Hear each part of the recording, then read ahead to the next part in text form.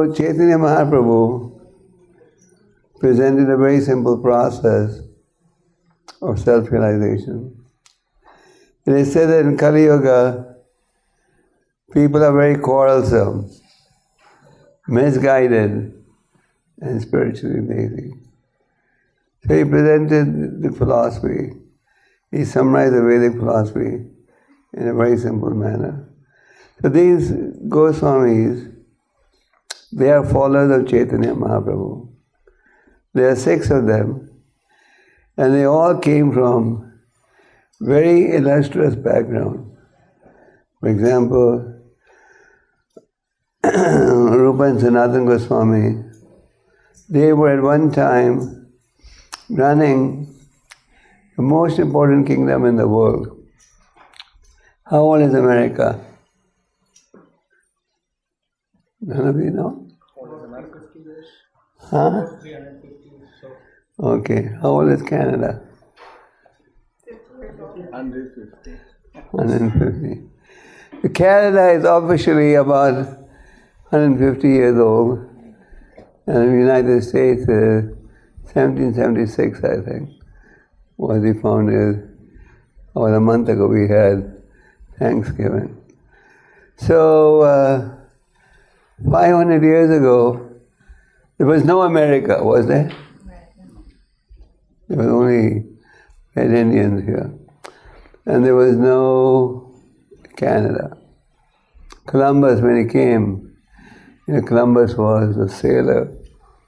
And those days they used to be very adventurous. I can't imagine those days with no technology, how they were sailing. I mean, these days, you have technology to communicate. So Columbus ended up in an area that he initially thought it was India. So he called the inhabitants Indians. But then later it was discovered the real India is somewhere else. So they became red Indians, and the Indians of India became what? East Indians. East Indians. And the Trinidad Indians became West Indians. So, 500 years ago, the richest kingdom in the world was India. And the richest part of India was a part of Bengal. And there was a king called Hussein Shah. And Rupa and Sanatana were virtually running his whole kingdom. Not by choice, but by force. By choice, they wanted to do Krishna Katha. They were born in Brahminical families. But at that time, 99% of the people of the population were Hindus. And hardly 1% was Muslim. And the king, being a good diplomat, wanted someone to administer was extremely popular with the people. So he did a lot of survey, and he concluded these two would be welcomed by the citizens. But their heart was not into the job, and of the 2 brothers, Rupa Goswami was the first to leave, and then his brother Sanatana also left.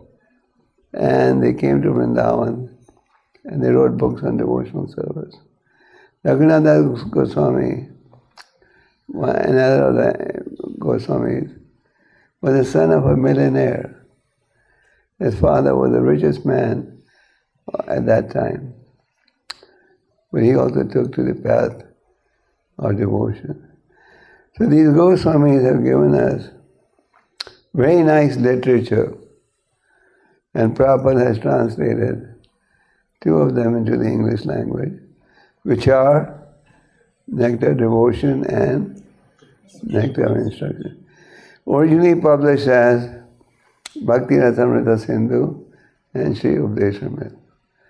In the Bhakti Rasamrita Sindhu, I'm discussing this topic today because all of you have been coming for a long time, so you all should also get exposed to the philosophy. If you were first timers, I would probably not discuss it.